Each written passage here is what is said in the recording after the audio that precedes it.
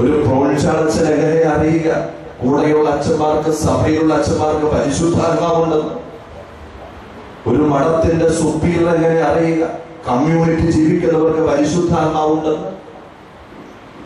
MRI പ്രയോഗം അതോ CT സ്കാനിന്റെ പ്രവർത്തനമല്ലോ, അങ്ങനെ വല്ലതും ആണോ? പ്രിയപ്പെട്ടവരെ, ഒരു കൊച്ചു ഉദാഹരണത്തോടെ പറയും. ഒരമ്മച്ചി ഈ ഒരു മാവിന്റെ തൈ മേടിച്ചുകൊണ്ട് വന്നു മാർക്കറ്റിൽ നിന്ന്, കൃഷിഭവനിൽ നിന്ന്. എന്നിട്ട് ഈ മാവിന്റെ തൈ കൊണ്ടുവന്നിട്ട് വീടിന്റെ ഒരു സൈഡിൽ കൊണ്ട് അത് പാകി. മൂവാണ്ടൻ മാവുന്ന അതിന്റെ പേര്. 3 വർഷം കൊണ്ട് അത് കായ്ക്കും. അതുകൊണ്ട് അതിന് ഈ മൂവാണ്ടൻ മാവ് എന്ന് പേരിട്ടത്. ഈ മാവ് 3-ാം വർഷത്തിൽ അത് കായ്ച്ചു തുടങ്ങി. ആദ്യത്തെ മാവ് വളരെ പ്രതീക്ഷയോടുകൂടി കാത്തിരുന്നതാ. അതുണ്ടായി. ഈ മാങ്ങ ഉണ്ടായ സമയത്ത് അമ്മ എല്ലാ ദിവസവും മാവിന്റെ ചോട്ടിൽ പോവുക. എന്തിനു വേണ്ടിയാ? ഈ മാങ്ങ വളരുന്നത് അമ്മ നോക്കിക്കാണുക. എന്നിട്ട് ഈ മാങ്ങ വാവല് കൊത്താതിരിക്കാൻ, കാക്ക കൊത്താതിരിക്കാൻ ഒരു പ്ലാസ്റ്റിക് കൂടും ഒക്കെ കെട്ടി അതിന് ആവശ്യമായിട്ടുള്ള എല്ലാ സംരക്ഷണവും അമ്മ കൊടുക്കുക. ഒരു ദിവസം അമ്മച്ച് നോക്കുമ്പോൾ ഇതാ ഈ മാങ്ങ പതുക്കെ മഞ്ഞ കളറായിട്ട് വരിക എന്ന് പറഞ്ഞാൽ അത് പഴുക്കാൻ തുടങ്ങി. അമ്മയ്ക്ക് സന്തോഷമായി. പ്രതീക്ഷകളൊക്കെ പൂത്ത് പഴുത്തു വരികയാണ്. അമ്മ ഈ മാങ്ങ ഇന്ന് പറിച്ചുകൊണ്ട് വന്നു, വീട്ടിൽ കൊണ്ടുവച്ചു. ഏതാനും ദിവസങ്ങൾ കഴിഞ്ഞപ്പോ ഈ മാങ്ങ പഴുത്തു നല്ല മാമ്പഴമായി, നല്ല മണമൊക്കെ വന്നു. ഒരു ദിവസം അത്താഴം കഴിഞ്ഞപ്പോ അപ്പനും അമ്മയും മക്കളും ഒക്കെ ഇരിക്കുമ്പോ ഈ മാങ്ങ പൂളി അമ്മച്ചി എല്ലാവർക്കും കൊടുത്തു. വീട്ടിലെ ഇളയ മോളുടെ പേരാണ് ചിഞ്ചുമോള്. അവക്കിപ്പോ വയസ്സ് 12. ഈ ചിഞ്ചുമോള് ഈ മാങ്ങാപ്പഴം തിന്നുകൊണ്ടിരിക്കുമ്പോ മമ്മിയോട് പറഞ്ഞു, മമ്മി ഈ മാവ് നല്ല മാവ അല്ലേ മമ്മി? ചിഞ്ചുമോള് ഡൈനിങ് ടേബിളിൽ ഇരുന്നിട്ട് ഈ മാങ്ങാപ്പഴം തിന്നപ്പോ ചിഞ്ചുമോള് മമ്മിയോട് പറഞ്ഞു, മമ്മി നമ്മുടെ പറമ്പിൽ നിൽക്കുന്ന ഈ മൂവാണ്ടൻ മാവ് നല്ല മാവാ മമ്മി. എങ്ങനെയാ പ്രിയപ്പെട്ടവരെ ഈ മാവ് നല്ലതാന്ന് ചിഞ്ചുമോളെ കൊണ്ട് പറയിച്ചത് എന്താ? ഈ മാങ്ങാപ്പഴം തിന്നത് നോക്കിക്കേ. ഈ മാങ്ങാപ്പഴത്തിന്റെ സ്വാദ്, ഈ മാങ്ങാപ്പഴത്തിന്റെ മാധുര്യം മാവിലേക്കാ റഫറൻസ് പോയത്, മാവിലേക്കാ റഫറൻസ് പോയത്. പ്രിയപ്പെട്ട സഹോദരങ്ങളെ, പൗരോഹിത്യ ജീവിതത്തെ, സമർപ്പണ ജീവിതത്തെ, കുടുംബ ജീവിതത്തെ സ്വാദുള്ളത്, മധുരമുള്ളത്, ടേസ്റ്റ് ഉള്ളതാക്കി തീർക്കുന്നത് പരിശുദ്ധാത്മാവ, പരിശുദ്ധാത്മാവ. അതുകൊണ്ട് ഓർമ്മിക്കണം, ഈ ദൈവത്തിന്റെ പരിശുദ്ധാത്മാവ്, ദൈവത്തിന്റെ വാഗ്ദാനമായിരിക്കുന്ന പരിശുദ്ധാത്മാവ് നമ്മുടെ ജീവിതത്തില്, കുടുംബത്തില്, ഇടവകയില്, പൗരോഹിത്യത്തില്, പ്രത്യേകിച്ച് ഈ സമർപ്പിത വർഷത്തിൽ പ്രാർത്ഥിക്കുക. ആത്മാവിന്റെ പ്രവർത്തനങ്ങള് നമ്മുടെ ജീവിതത്തിൽ നിറയാൻ വേണ്ടി, പരിശുദ്ധാത്മാവിന്റെ പ്രവർത്തനത്താൽ നമ്മുടെ സമർപ്പണ ജീവിതങ്ങള്, കുടുംബ ജീവിതങ്ങള് കൃപയുള്ളതായി മാറാൻ വേണ്ടി പ്രാർത്ഥിക്കുക. അപ്പോൾ പ്രിയപ്പെട്ടവരെ, പ്രേക്ഷിത പ്രവർത്തനത്തിന് ധീരത ഉണ്ടാവുക. സഭയുടെ സ്വപ്നങ്ങൾ സാക്ഷാത്കരിക്കപ്പെടുന്നത്. ഹല്ലേലൂയ. വലതുകരം ഉയർത്തി ഹല്ലേലൂയ, ഹല്ലേലൂയ, ഹല്ലേലൂയ. പ്രിയപ്പെട്ടവരെ, അതുകൊണ്ട് ഈ ആത്മാവ് നമ്മുടെ ഓരോരുത്തരുടെയും ജീവിതത്തിൽ നിറയണം. ഈ പരിശുദ്ധാത്മാവ് നമ്മുടെ ഓരോരുത്തരുടെയും ജീവിതത്തെ അഭിഷേകം ചെയ്യപ്പെടണം. ചിലപ്പോൾ മാമോദീസയിലൂടെ ലഭിച്ച ആത്മാവ്, വിശുദ്ധ കുർബാനയിലൂടെ ലഭിച്ച പരിശുദ്ധാത്മാവ്, സ്ഥൈര്യമരത്തിലൂടെ ലഭിച്ച പരിശുദ്ധാത്മാവ് നിർവീര്യമായി പോയിട്ടുണ്ടാവാം. കന്നുകൂടിച്ചപ്പോ, വീട്ടിൽ ധരിച്ചപ്പോ, കുടുംബജീവിതത്തിൽ അവിശ്വസ്തതയോടെ പെരുമാറിയപ്പോൾ, ജീവിതത്തിന്റെ അന്തസ്സിനും ജീവിതത്തിന്റെ ദൈവവിളിക്കും അനുസരിച്ച് വിധത്തിൽ ജീവിക്കാതെ വന്നപ്പോ നമ്മുടെയൊക്കെ ഉള്ളില് ദൈവം നിക്ഷേപിച്ചിരിക്കുന്ന ആത്മാവിന്റെ പ്രവർത്തനങ്ങള് പലപ്പോഴും നിർവീര്യമായി പോയിട്ടുണ്ടാവാം. ഈ പരിശുദ്ധാത്മാവ് നിർവീര്യമായിട്ടുണ്ടെങ്കിൽ പ്രിയപ്പെട്ട സഹോദരങ്ങളെ, ഓരോ വിശുദ്ധ കുർബാനയിലും നമ്മൾ പ്രാർത്ഥിക്കണം, യേശുവേ നിന്റെ ആത്മാവ് കൊണ്ട്, നിന്റെ പരിശുദ്ധാത്മാവ് കൊണ്ട് ഞങ്ങളെ നിറയ്ക്കണമേ എന്ന്. പ്രിയപ്പെട്ടവരെ, ആരാധന ഗണത്തിൽ പരിശുദ്ധാത്മാവിന്റെ അഭിഷേകം ലഭിക്കുന്ന ഏറ്റവും വലിയ മുഹൂർത്തമാണ് പരിശുദ്ധ കുർബാന. പ്രത്യേകിച്ച് സീറോ മലബാർ സഭയുടെ കുർബാനയിലെ റൂഹാഷണ പ്രാർത്ഥന നിങ്ങൾ ശ്രദ്ധിച്ചിട്ടുണ്ടാവാം. സീറോ മലബാർ സഭയുടെ റൂഹാഷണ പ്രാർത്ഥനയിൽ ശുശ്രൂഷി പ്രാർത്ഥിക്കുന്നു, സഹോദരരെ നമുക്ക് കൈകൾ കൂപ്പി നിശബ്ദമായി ആദരവോടെ പ്രാർത്ഥിക്കാം. പ്രത്യേകിച്ച് ഓർമ്മിക്കുക, നമ്മുടെ ആരാധന ക്രമത്തില്, നമ്മുടെ ലിറ്റർജിയില് ശുശ്രൂഷി ഭക്തി ആദരവോടെ പ്രാർത്ഥിക്കാമെന്ന് ജനത്തോട് ശ്രദ്ധ കൊടുക്കുന്ന, ജനത്തിന്റെ ശ്രദ്ധയ്ക്ക് വേണ്ടി പ്രാർത്ഥിക്കുന്ന പറയുന്ന ഒറ്റ ഭാഗമേ ഉള്ളൂ കുർബാനയില്. അത് റൂഹാഷണ പ്രാർത്ഥനയില്ല.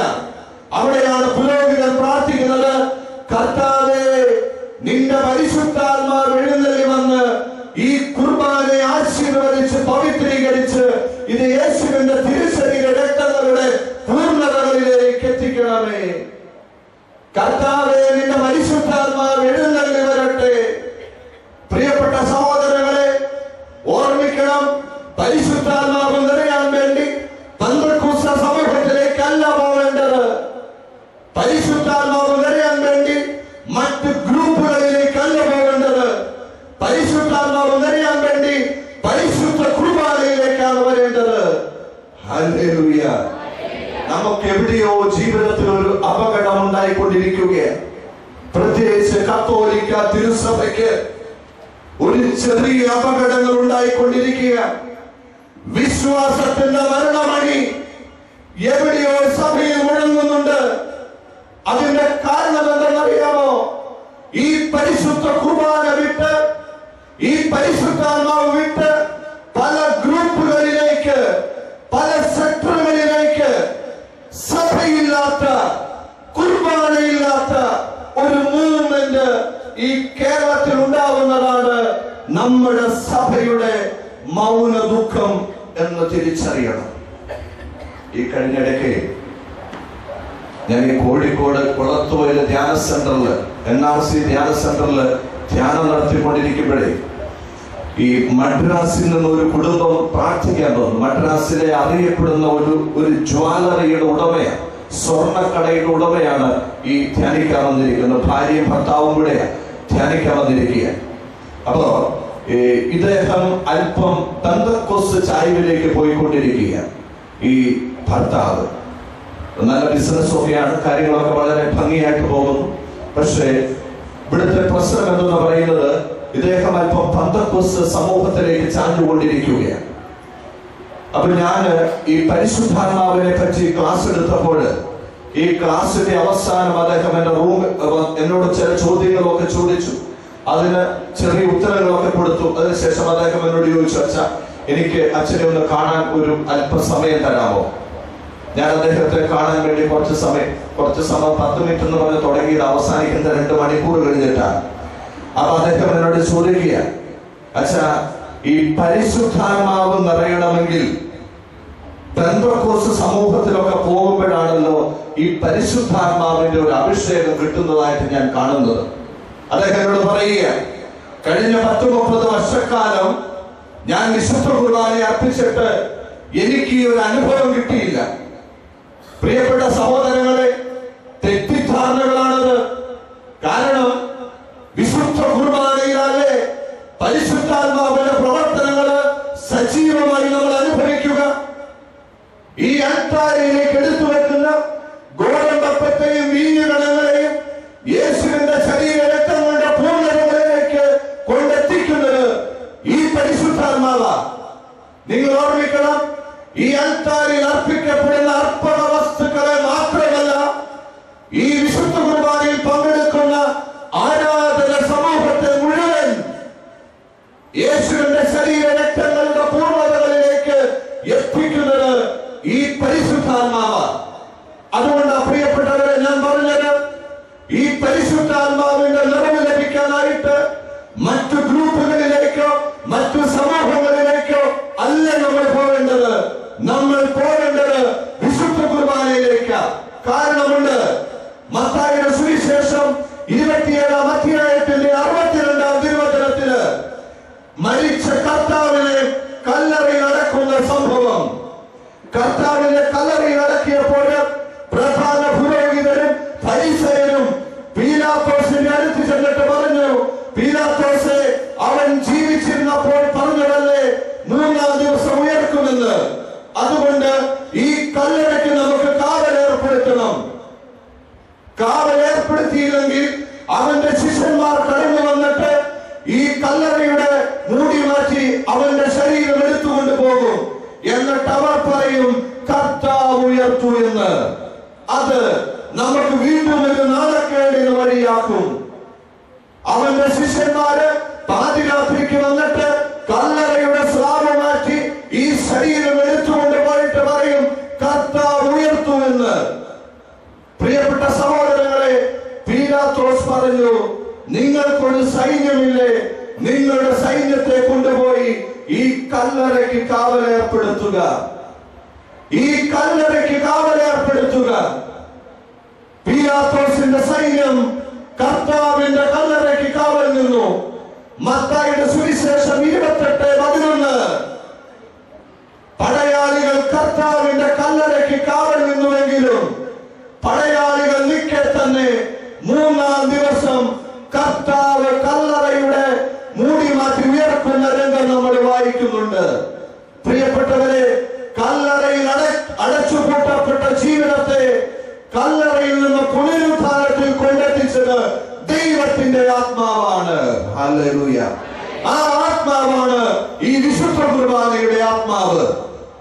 ഈ വിശുദ്ധ കുർബാനയുടെ ആത്മാവ്, മരിച്ച കർത്താവിന് ജീവൻ കൊടുത്ത പരിശുദ്ധാത്മാവ് ഈ ഗോതമ്പപ്പത്തെയും വീഞ്ഞുകളെയും യേശുവിന്റെ ശരീരരക്തങ്ങളുടെ പൂർണ്ണതകളിലേക്ക് കൊണ്ടെത്തിക്കുന്നുവെങ്കിൽ ആരാധന സമൂഹമേ, ജീവിതത്തിൽ ഓർമ്മിക്കുക, നമ്മുടെ ജീവിതത്തില് പരിശുദ്ധാത്മാവ് നിറയുന്ന, പരിശുദ്ധാത്മാവിന്റെ അഭിഷേകത്താൽ നിറയുന്ന ഏറ്റവും വലിയ നിമിഷമാണ് വിശുദ്ധ കുർബാന. അതുകൊണ്ടാണ് പറയുന്നത്, വിശുദ്ധ കുർബാനയുടെ ആത്മാവാണ് പരിശുദ്ധാത്മാവ്. വിശുദ്ധ കുർബാനയുടെ ആത്മാവാണ് പരിശുദ്ധാത്മാവ്. പ്രിയപ്പെട്ടവരെ, അതുകൊണ്ട് വിശുദ്ധ കുർബാന വേണ്ട കയ്യടിയും കൊട്ടും സ്തുതിപ്പും മാത്രം അറിയെന്ന് പറയുന്നവരത്തേക്ക് പോകേണ്ടവരല്ല ക്രിസ്ത്യാനി എന്ന് തിരിച്ചറിയുക. നിന്റെ കുടുംബം, നിന്റെ സമർപ്പണ ജീവിതം, നമ്മുടെ പൗരോഹിത്യ ജീവിതം ഈ ലോകത്തിന്റെ പാപത്തിന്റെ കല്ലറകളിൽ നിന്നും ഉയർത്തണമെങ്കിൽ വിശുദ്ധ കുർബാന അർപ്പിക്കട്ടെ, വിശുദ്ധ ബലിയിൽ പോകട്ടെ. അവിടെ അപ്പത്തോടൊപ്പം ആത്മാവും നിനക്ക് ലഭിക്കുകയാണ്. അപ്പത്തിന്റെ ജീവനും ആത്മാവിന്റെ അഭിഷേകവുമാണ് ഒരു വിശുദ്ധ കുർബാനയിലൂടെ ദൈവജനത്തിന് കിട്ടുക. ഹല്ലേലൂയ. സ്വരമുയർത്തി പറയാം, ഹല്ലേലൂയ, ഹല്ലേലൂയ. അതുകൊണ്ട് പ്രിയപ്പെട്ട ദൈവമക്കളെ, ജീവിതത്തിൽ മറക്കരുത്, മറന്നുപോകരുത്, ഉപേക്ഷിക്കരുത് ഒരു പരിശുദ്ധ കുർബാന പോലും. കാരണം കിട്ടുന്നത് ഒന്നല്ല, 2. അപ്പത്തിന്റെ സമൃദ്ധിയും ആത്മാവിന്റെ അഭിഷേകവും. അപ്പത്തിന്റെ സമൃദ്ധിയും ആത്മാവിന്റെ അഭിഷേകവും.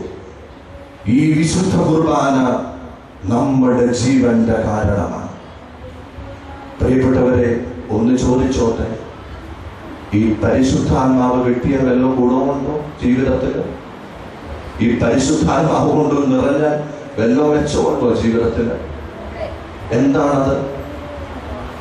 സന്തോഷ സമാധാനം അല്ലെ?